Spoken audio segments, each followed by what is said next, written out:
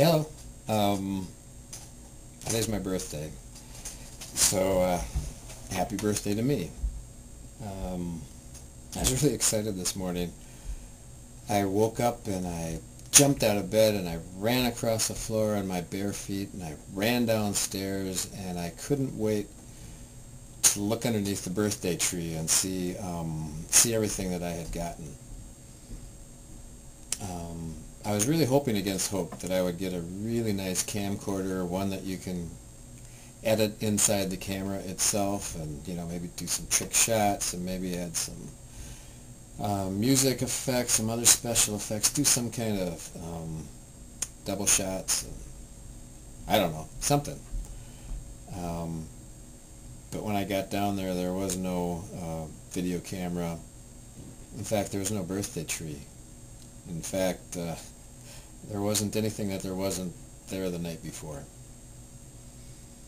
I'm actually not that big on birthdays, so I guess that's okay. I don't mind. It's not that big a deal.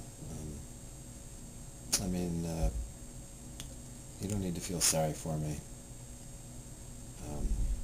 I'm going to be okay. Excuse me. Anyway, I wrote this poem a while back on a birthday theme. It's not exactly a birthday, but it's more a Conception Day poem. I'm sure you've all read and written many of those yourselves. This is a time that my parents had loved to tell the story. They just loved to tell the story of right before I was conceived. And luckily, as they told the story, I had the presence of mind to kind of take notes and, kind of pursue the issue with them a little bit, kind of press them on this issue or that issue, this detail or that detail, trying to get the whole scope of the story. And then, I guess, a little while later, recollected in tranquility, I wrote this down. So this is my preconception poem to myself, titled, aptly enough, Just Prior to My Conception. My parents had this idea. The bed unmade, and burning on the bedstand one cigarette, its licks of smoke curling towards, then blown apart by the occasional burst of sunset air coming in on them through the bedroom window, plus the croon of taut horsehair pulled across the gut strings of a cello. A murmur of lift and fall as the dark gathers splays of leaves and lets them drop and gathers them up again.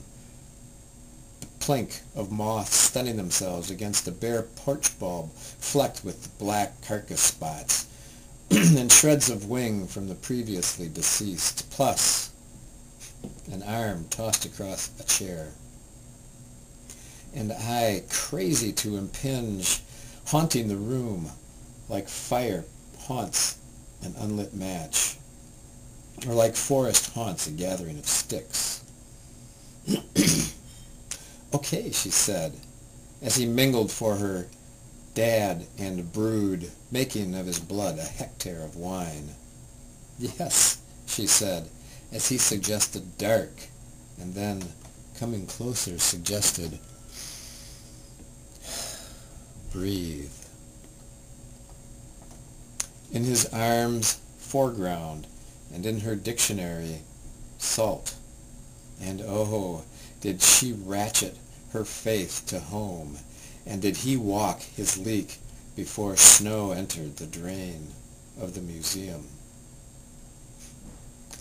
And who was I that they did this for? What did they know of me, besides my address? I was 9 o'clock, and then I was dawn. I was a search for roses at the end of a torch. I was a breeze and a smoke, leaving the lips so dark that addiction weighed for just a moment, exactly the same as its evaporation. Me, the trigger on a woodpile that goes off just before sleep, as all manner of tribe enter into the kingdom, as a couple evince and complicate, as they jitter and set fires.